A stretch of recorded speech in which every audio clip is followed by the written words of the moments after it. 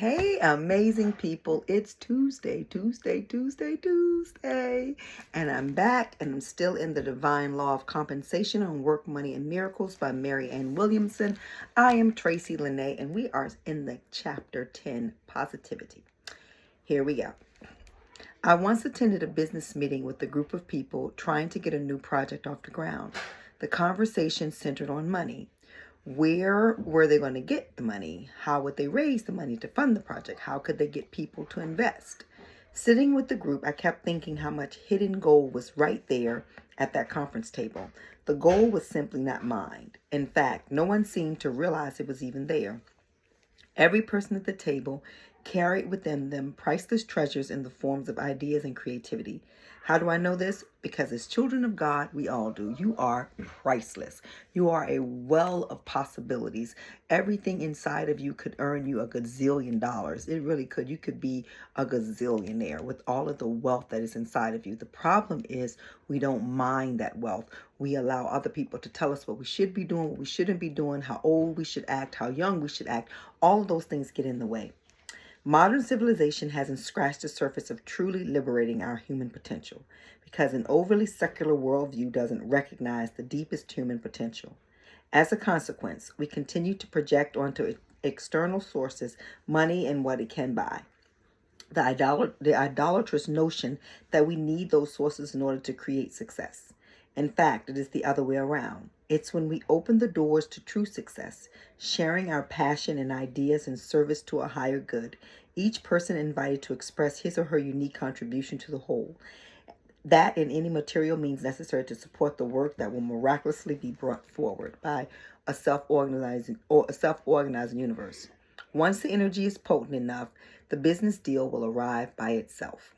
Energy can create wealth, but wealth of itself cannot create energy. Let me say that again. Energy can create wealth, but wealth of itself cannot create energy. No amount of money, technology, or strategy can equal the value of passionate people brainstorming new possibilities. Material wealth emerges from the non-material source of human imagination and passion. Passion for an idea, a purpose, a possibility, as something as yet unseen. Such passion cannot be brought but only inspired. A salary alone does not generate human enthusiasm, at least not for long. Human enthusiasm isn't created by money so much as it creates money. And that's why you'll talk to people with lots of wealth and they go, oh, I'm so lonely, I'm so sad, I'm so depressed, because their worth is their money. They don't know their own worth. And then you can meet somebody with $1 to their name and they jumping up and down, happy, because they understand that the true wealth is in themselves. Now, I think that you can have both. I think you can have happy, and lots of money. I don't think it's either or. I believe we haven't figured that out. Some people have. There are people who are now enjoying their life and enjoying their money. But for the most part, religion has made us think the poorer you are, the closer you are to God. If you eating dirt for sandwiches, then God loves you so much. If God loved you so much and you're eating dirt for sandwiches, that relationship seemed a little messed up to me. That your God is going, I love you so much, but you will eat dirt for sandwiches. I just love you. So anyway, that's the way I believe. Yet there was no container at that conference table into which people could pour their hearts, let's start that over. Yet there was no container at that conference table into which people could pour their hearts, much less their ideas. No one was asking them about themselves or their deepest creative visions. What was missing, ironically, was something that cost no money at all: the consciousness of genuine concern. That concern is the essence of true leadership. A real leader is not the top dog who merely shouts down orders. A real leader is one who holds the space for the brilliance of others. Many years ago, a young man who worked for me spoke about his job in this way.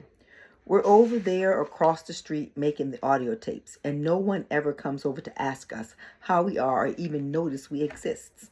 I was stunned. An elephant had been sitting next to me that I hadn't even realized that was in the room. What had I been thinking exactly? If someone on my team could be that unhappy, that unintended to, how could I think that this enterprise was really going to produce in the world? In the words of Mahatma Gandhi, the end is inherent in the means. No company or organization filled with unhappy people will ultimately rise to its highest potential. We're all selective with our applications of spiritual principles until we're not. And for years, I failed to see the ministry aspect of the workplace itself. I had a profound concern for my audience and their needs, yet a twisted view of what I owed or didn't owe to the people who were there to help me serve them.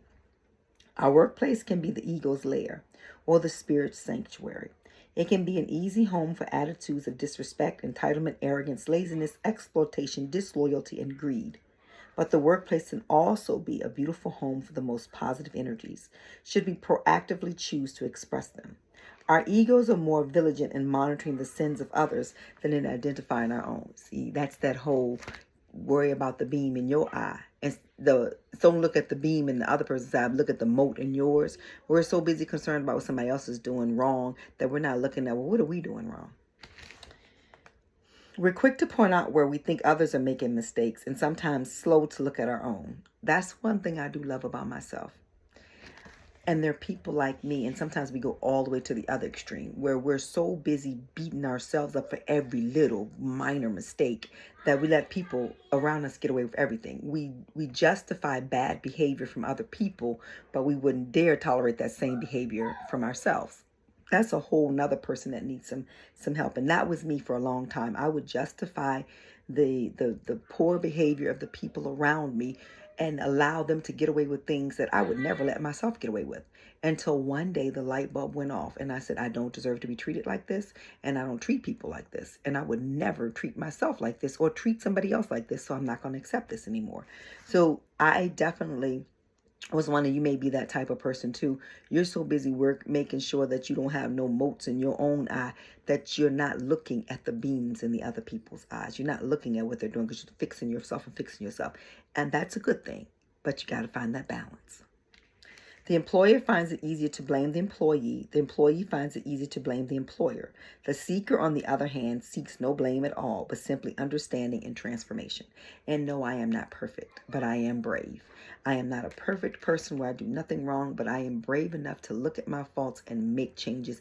If you point out something to me that I am not doing correctly, be ready for me to change it, because I'm going to change it immediately.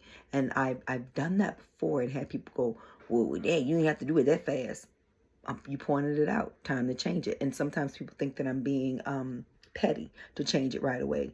But if you said it, I'm going to change it. My children can tell me things that I did when they were younger, and I just say, I'm so sorry. I don't try to justify it or say, I ain't do that. I'm so sorry. Because that's all they need to hear, is that I'm sorry. I may not have even thought I did it that way, but it's important that I recognize that that's how they took it. As for the young man who told me I didn't seem to care whether or not he existed, his comment opened up a floodgate of realization on my part. I had failed him as an employer, and I knew it. It took me years to understand that every workplace should be a positivity team. Every employee has a right to feel appreciated for his or her gifts, and every employer has a right to expect the highest standard of excellence. How might the leader of the business meeting mentioned above have mined the goal in his employees? Before he went into the meeting, he might have said a prayer for everyone who was going to be at the meeting, or saluted them internally in whatever way was true for him.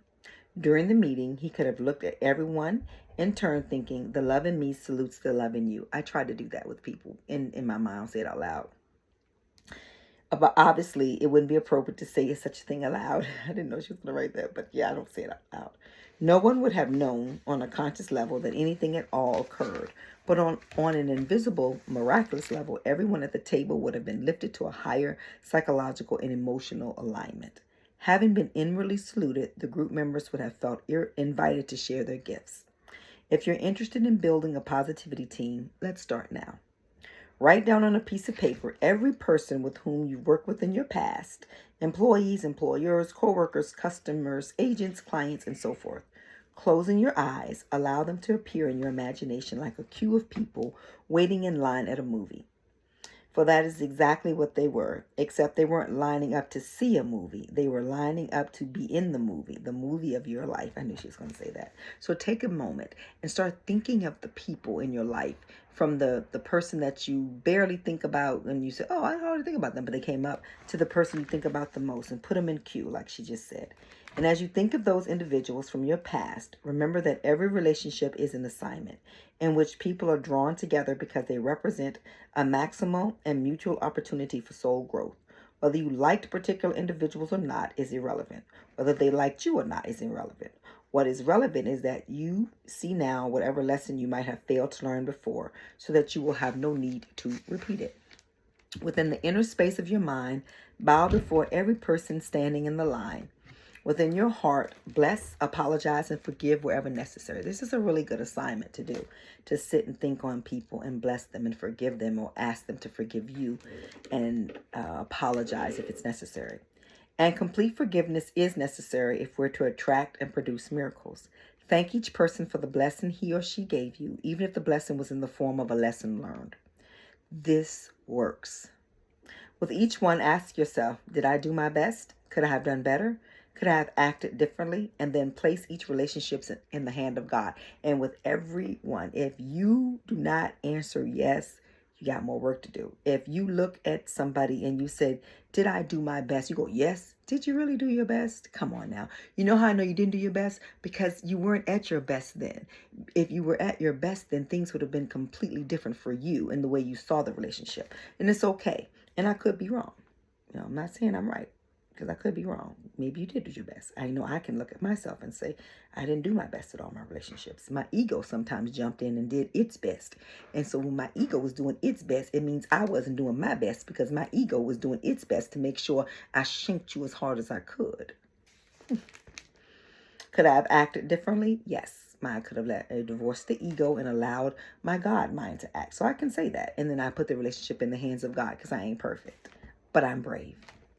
Now see another line of people, some of who were also in the first line. Everyone you're working with or could be working with now. Inwardly bow before the spirit of each one. Acknowledge their gifts and thank them for what they have done for you. Fill your heart with an attitude of appreciation. I'm going to do this when I get off this phone, y'all. Off this video. Pray to be a vessel of love that invokes the fulfillment and joy. Now imagine the people you would like to work with, people you would love to collaborate with or work for. Know that they may or may not be the actual ones who are meant to be on your path in life. They may simply represent an image of the kind of people who are doing the kinds of projects you yearn to be a part of. Whatever the vision is, honor it and surrender it to God. Pray that your energy expands to such an extent that it will be natural for you to find yourself in a room with such people, working and creating with them. The only barrier that exists are the barriers within your mind. Seek to remove your barriers to love, and miracles will replace them. The barriers will disappear into the nothingness from which they came. Perhaps you can pray with your work team, but perhaps it wouldn't be appropriate.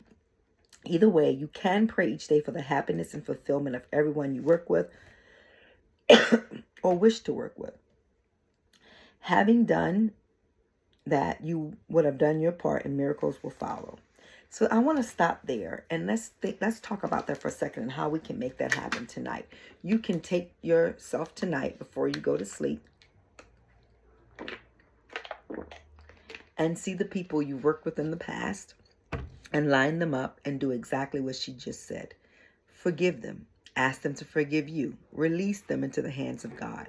Things will come up. Only you will know what will come up, but deal with it. Don't run away from it. Don't justify it. Don't hide your hand. Don't say, oh, I did this because you did that. No, you did what you did because you did what you did. You made that choice. Somebody can do something to you, but your action, your reaction, you got to own it 100%, baby. You can't say, well, I wouldn't have done that if they hadn't done such and such. No, you got to say, I did that because I did that. And I find that when I take responsibility like that for myself, it empowers me to make better choices.